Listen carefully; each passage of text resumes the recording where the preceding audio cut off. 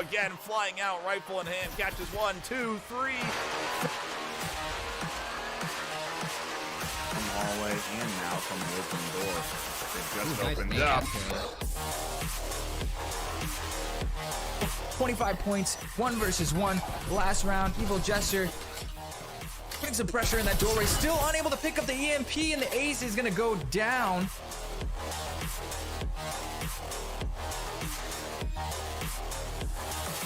Getting down to 15 seconds. Ash has recovered that EMP, looking to push in. Solo swings out, finds 2. And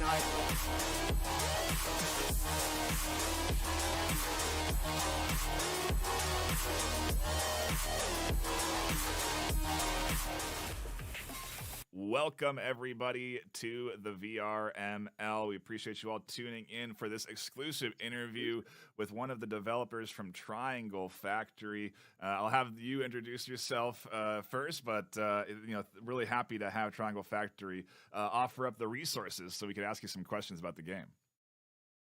Yeah, hey everybody, I'm Jeroen. I'm the creative director at Triangle Factory. Sorry if I sound a bit weird, I have a cold at the moment, but I'll do my best.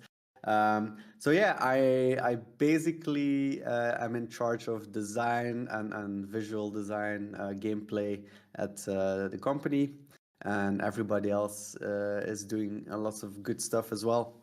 But yeah, that's what I do. We've been working behind the scenes on the gun skin, which we just debuted on one of our most recent advertisements. And I did just want to say, while I have you here, a big shout out to you. You know, you improved what we had sort of concepted to be substantially cooler, in my opinion, and we're really happy with that initial gun concept. Yeah, that's good to hear. I hope that the players will like it as well. It's Excited to get them in the game for sure. Yeah, it's certainly got some great reception on Discord. A big shout out to everyone that was chatting there. We like to see that positive reception. But to focus in on the questions we have for you this afternoon, a bunch of stuff about the game, and this one kind of maybe harkening back to when you started the development of the game. You know, when you were initially creating it, what was the initial sort of starting process of creating Breachers, and did you expect it to eventually get to this popular of a point? So if you go back, I think we started with adapting a version of HyperDash towards something that's more, well known that players know from games like Counter-Strike and Siege. We knew that in VR that was a market that's a bit more interested in those types of games compared to HyperDash, because HyperDash is like the Unreal Tournament or Quake 3. And that's good for people our age, like Yep. 30 Absolutely. to 40 probably. Yep. But VR is a younger audience often. So yeah, we saw other games having success there. We knew that we are capable of making good games, and we have a passion for it. So yeah, after HyperDash, we wanted a competitive shooter and something that's different from the ones already out there. So yeah, we made Breachers basically. So I think our first prototype, it was a level that's not in the game anymore because Wow. very different. It was like an office building. We even had breakable glass, but then that's not possible with performance anymore. But Yep. it was quite close to what we have already without the gadgets, and it's the attacking and defending was in there, and that proves that it was fun and different enough. So yeah, after a few months of prototyping, we went ahead and started the production of the game. Awesome. And you said, initially that breaking glass even posed to be a bit of a hurdle. What were maybe some other major hurdles, or one of sort of the major hurdles that sticks out to you when you were developing, all of the elements of the game that is Breachers? Oh, so many things I would say, because VR is very different from a flat screen game. Then I would say, well, besides performance, but every developer would tell you that. I think design of the gadgets and how they are controlled and how they should work. Because you can cheat so much in VR. There's so much more control that you have to block from the player to not hurt themselves and other players. Right. And probably the multi-platform approach, because you can play Breachers on everything. There's a lot of stuff going on for us to be efficient and launch updates time and time again at the same time for all those platforms. Yeah, I mean, you just had the PSVR 2 launch come out, and congratulations to you on that. Thank you. We're really happy to have a bunch of new folks jumping in and getting sort of into the competitive space that is Breachers, and hopefully eventually joining the VRML as well, as we are open. That cross-platform capability is really fantastic. And now that we have that PSVR 2 support, I know that was a major milestone for you guys.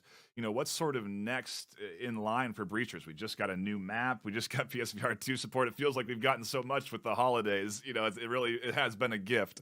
But what's next? Yeah. Well, yeah, we are doing our best to frequently give nice updates, be it new stuff like mostly new maps, sometimes game modes, So we actually had a meeting today. What's next for this year? Everybody knows about the competitive update already, which we've been working on for a long time. I can't say when we will ship that because it might slip, but it's for quite soon-ish. And that's gonna be a very cool one. We really want to be able to give the players the competitive that they know from those well-established PC games, without having them without having to wait all the time. Because yeah, we just work with a different player base, of course, compared to Counter-Strike. No, our design philosophy has always been get people in games as fast as possible. No bullshit. Nobody wants to wait around in VR. So that's our design pillar for competitive as well. We hope that we'll do a good job there. So yeah, we'll see. Super excited for that one. Besides that, of course, we have new maps coming. Maybe new gadgets. Who knows? Okay.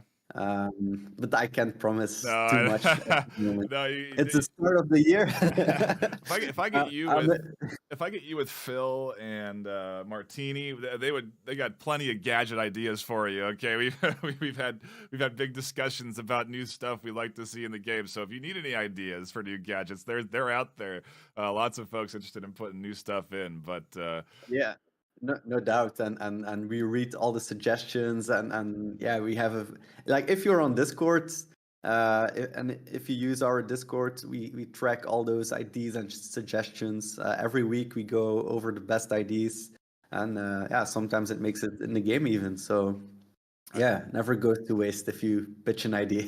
wow, get to suggesting then, people. I've been getting a lot of ideas from people, so we need to get them to the right space. Go to the official Breachers Discord and submit your ideas there. They have the channels for it. And fantastic news to hear about ranked. I know that people are. That was one of the when I pulled our community for questions. You know, what is ranked? When's it coming? That was kind of the big question. So we appreciate a little insight to there. You know, can you maybe add on there? Do you foresee any like skins that you could unlock by playing in ranked? Anything like that? Yeah, so we will work with seasons. And at the start of the season, you'll see what you'll be able to earn if you end up with a certain rank at the end of that season. Awesome. So yeah, there's definitely nice skins involved there, and it's all free. There's no battle pass that we're gonna do. It's just ranked and show what you got and play with the people with similar skill levels. Amazing. Yeah. That's awesome to hear. That's again big news for the community. So I'm sure they'll be happy to hear that and be looking forward to that. Continuing to look forward to it as we eagerly await that addition. The game has continued to grow. We've seen continuous growth in the VRML over the course of this season with new teams jumping in. Do you see, you know, down the line, Breachers reaching the success of some of these games we've talked about, Counter-Strike or Rainbow Six Siege? I definitely hope so. We set that up from the beginning. This needs to be a competitive game. Everything's well thought out. We hope that the community takes the game and runs with it. That we can work together with the community to really make the game that they want in VR. And yeah, that's definitely our hope. That's why not that Breachers becomes one of the biggest VR esports. It's certainly exciting to watch. Yeah. Yeah, would be super happy to see it grow more and more. Awesome. And you know, on that note, with the growing number of players and more users getting into VR with the holidays, the new Apple VR headset coming out, there's a lot of hype around virtual reality this year. In particular, you know, how do you plan as developers to keep up with that? Is there any plans for sort of maybe a focus on to anti-cheat or more servers or plans on getting more players invested? Yeah. So our servers they scale dynamically, which is great because indeed with the holidays we've seen a massive influx of new players thanks to PSVR as well. Then yeah, cheating is certainly a concern. We see it as a compliment that some people feel the need to cheat, but yeah, let me tell you that it's not smart to do it. We do ban people, and we are actively working on fighting that. So yeah, it's not worth it, guys. You heard it here first. Cheating is not worth it, and it's great to hear because they're obviously it's like you said, a compliment that people find the need to cheat, and good to hear you guys are combating that stuff. Overall, with the success of both Hyperdash and now Breachers, outside of just this game, what's next for Triangle Factory as a developing studio? Are you working on other stuff you can even talk about? Is that maybe that's off the limits of what we could discuss? But we're curious. Our main priority is still Breachers this year. Okay. However, we will begin prototyping a new concept that's still in the shooter space. I mean, people know us, through Hyperdash and Breachers now. We have more ambition in the VR space, and we want to make an even bigger game than Breachers. What that is, I can't say. It's way too early. Oh my goodness. But yeah, keep following us, stick around, and yeah, we'll have something to share. Not this year, I guess, because it's still Breachers. We still want to do good stuff with Breachers. But yes, we are working on new stuff as well, of course. It's hard to really step back and reflect just on how little time Breachers has even been out and how quickly we've released new maps and how far it's come since its launch. And really looking forward to the new year with Breachers and with VRML. We've got a lot of great action this month in January coming up, so do be sure to tune into all of the live broadcasts over the weekend. It is going to be nothing but pure Breachers esports competition at the highest quality. You're not going to want to miss it. Thank you all for tuning in, and a big shout out to you, oh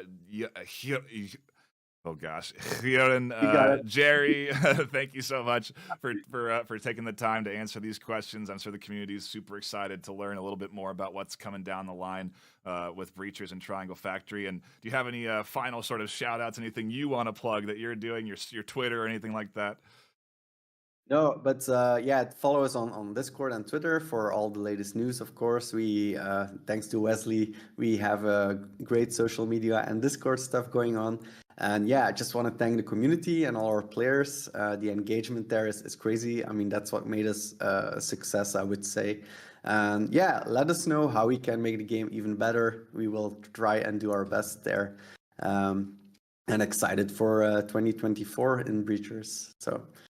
Awesome. Yeah. Thanks again. Really appreciate you tuning in. And again, stop by this weekend for more Breachers action. Welcome, everybody, to the Breachers VRML Season 1 EU Top 8 Elimination. My name is Nightfire with 2 E's, and I am joined by a variety of folks on the desk here this afternoon. Robin, we start with you. How are you feeling today? I'm doing great today. I'm excited to see we got a nice top 8 here. After a really good Challengers Cup as well. Yeah, we'll get more into it in a bit. Jonesy, how are you feeling? Well, it is a nice all Saturday. I've had my hair cut, been up for a couple of hours, so I'm ready for this matchup. Excellent. Yeah, I got my coffee over here. It's an early morning for me, but it is the EU Top 8, so we have to tune in and catch the action.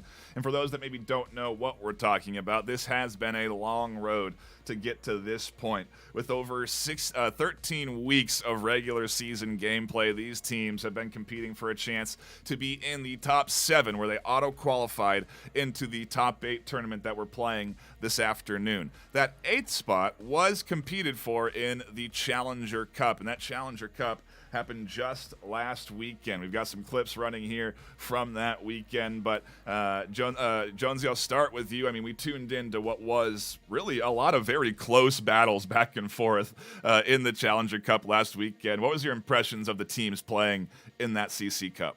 I mean, every team back in that CC fought really well, but I mean, it was a lot of green grass on hideout. It was a lot of hideout. But none of the teams were hiding the skill that they had, and they all fought for that #1 spot, which fell to TGFC in the end. Yeah, Robin, your thoughts on the Challenger Cup? Again, just stellar matches all day. Yeah, I gotta say, it was a lot of first round. It was a lot of blowouts, but we get to the second round, all except for I think it was Purge and French Honey who tied. But we got we got some great games that second and third rounds. Especially, we saw a lot of good games from Team Purge, but it looks like it was TJFC, who they just consistently won every round of that Challenger Cup. And yeah, I think if I'm remembering correctly, we didn't even know who was winning at the end of the EU Cup. We were like, well, it's all so close. It's in the rounds. The challenge system's going to decide it. And so we didn't even have a definitive winner on our end. So this makes sense why I'm also like, who won? How do we not know who won? We definitely casted all the games, but TJFC did come out on top. And that takes us into the EU bracket that we're jumping into this afternoon. 8 teams battling out in a single elimination start. The first round of the tournament is single elim. The second round is the semifinals. The loser there gets to at least play for third place. The winners advance on and compete in our grand finals. That's the 20th and 21st. But today and this weekend, we complete all of the matches in the first round, and these first round matches are best of 3s. I want to start first to chat about the front half. We'll save our discussions about some of these other teams, Blaze EU, for tomorrow's pre-show. But let's talk about .com and Monkey Forge, aka Hephaestus Forge. What are the thoughts on that matchup, which is going to be coming later today?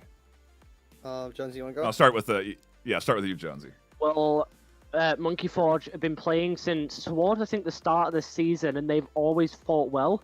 I know in preseason, all of the players on that team were kind of split around, so they all had a nice bit of practice in different skill ranges, and they've all come together this season and fought their way up to now what is 4th seed in this tournament. And they're going against .com, a team that's been formed since very early alpha of Breachers, and they've always had their eye out on a competitive tournament, and here they are now at the top. Man, that's going to be an exciting matchup. Robin Eggs, I feel like that's the one I'm looking forward to the most today. Yeah, me too. I mean, looking at .com has that team experience, but I think this season, Monkey Forge has played a couple extra games on them. Effective double, yeah.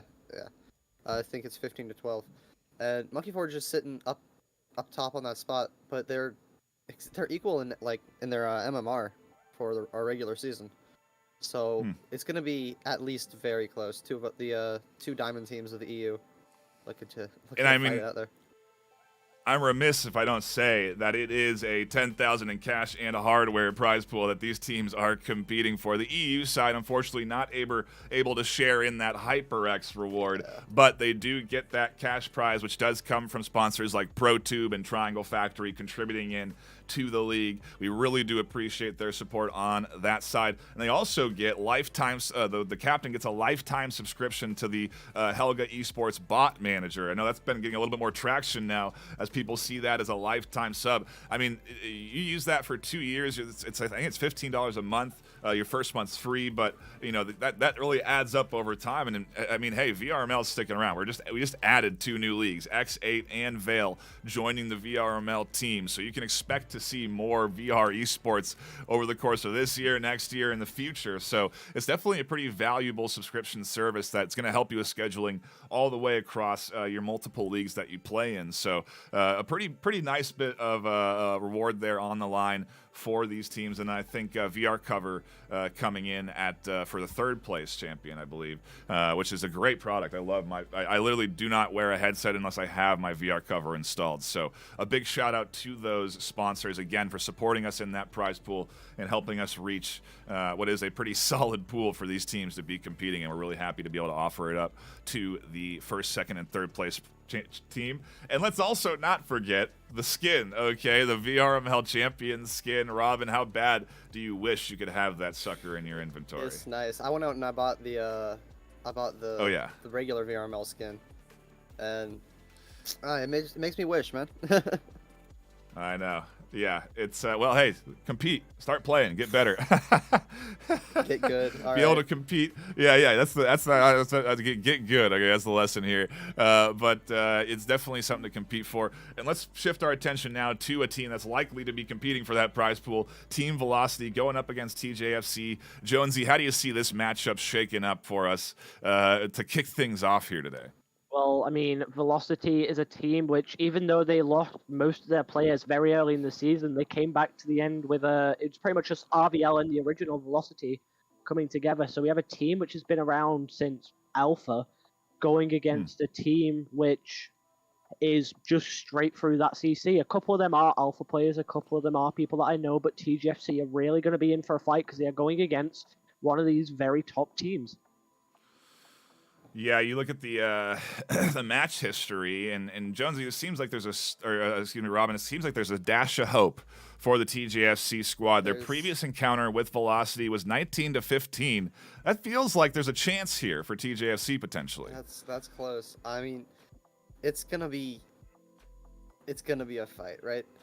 Velocity is the absolute powerhouse of the EU servers, and I mean, I wouldn't want to play them personally, right? Yeah, agreed. Very much agreed. They're confident too. Their interview, which is about to air here after this, is you really can see it and hear it in their responses. They're very much looking forward to this event, and if anything, they were expecting to be a top team all the way through since the start of the season. So, again, a very confident team. It leads me to a stage now, though, where I have to get your predictions here on the desk so we know where we all stand on who we think is going to take things in their matchup this afternoon, right? The loser, done, eliminated, season over. The winner advances on to the semis. If they lose in the semis, they compete for third place. So their season goes on, but the loser here is out. So who do we see moving on to the semifinals for next weekend? And I'll start with you, Robin. I mean, first game, I have to go Velocity, right? It's like a lock-in, basically. TGFC is gonna fight, and honestly, like I love underdog stories. I hope they come back, but I don't believe, right? And I don't know. It's really close between .com and Monkey Forge here, but I'm gonna have to go Monkey Forge. I just think the little extra experience this season might come through to, break them up, and they might be like fresh with the tactics, we don't have a lot of videos of them playing in this season, unfortunately, right? But going through their stats and all that stuff, I'm taking Monkey Forge. All right, and then I'm guessing you're going Velocity Esports with the TGFC match. Yeah. Okay, Jonesy, where are you on your first and your two winners? Well, for this first match, Velocity versus TGFC, I've got to say, with just the skill coming through and them being at the top of the board the whole season, pretty much, I've got to say Velocity. And then for the second one a bit later, I've got my good luck onward Exclaim shirt on, and I'm hoping that Monkey Forge, as people that have come from like very low down, just jumping up the ranks in the last couple of weeks, I reckon they're going to come out and pull it out. All right, very interesting. I think I'm going to go with Velocity and .com on my predictions here this afternoon. We are going to take a quick break and get ready for our first matchup of the day, which is Velocity Esports versus TJFC in their first and only best of 3 of the afternoon. Do not go anywhere. When we come back, it all starts. The EU Top 8 single elimination coming right up in a few moments. I gotta find the interview. Hold on.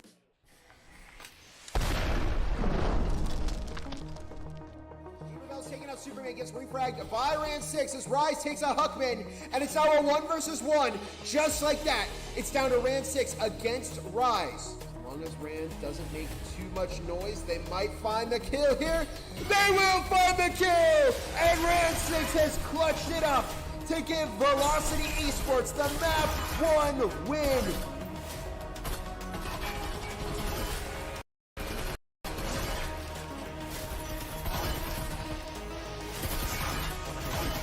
The line of sight, it's Superman. They might catch each other off guard here. So you see 10 seconds left on the clock. Superman goes for the pre-fire swing. I think that caught Zyto very off guard. And Superman will swing, finds the headshot on VR Zyto to give Velocity Esports their win.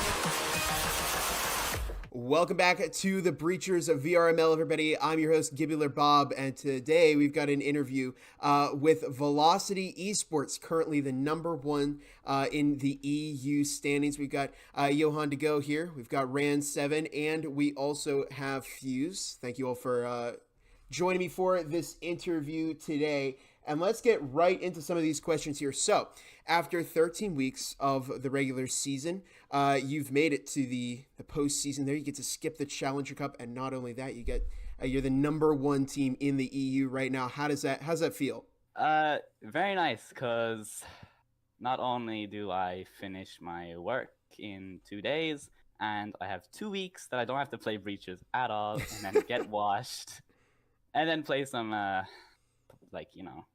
finals, whatever. And the best part of it, I don't have to play during Christmas, so it's the best part. You get to spend time with family and all stuff, and well, everyone knows we're just the best, so we don't have to play that. Yeah, but it's great for sure. We worked hard with this team, and it's been rough at times, but seeing that we are at the top, it says something at least that we have accomplished something, and hopefully we can finally get a win this season. Yeah, I mean, we've been at the top for most of every season, so it's quite good to see that we're keeping consistent and that we can try and prove it in the finals this time that we can actually win. So you failed quite a bit recently. Yeah, definitely. And I think you're on a very, very good track to do that. 12-1 is a pretty nice record to have here for this season. So this brings me into my next question. Did you expect to be a top 7 team when you began this season? Yeah, I think we all kind of, if we weren't top 7, I think most of us would wonder what we are doing wrong. With how we are been playing and the teams we've been going against, like it has felt pretty like we are always here fighting for the top.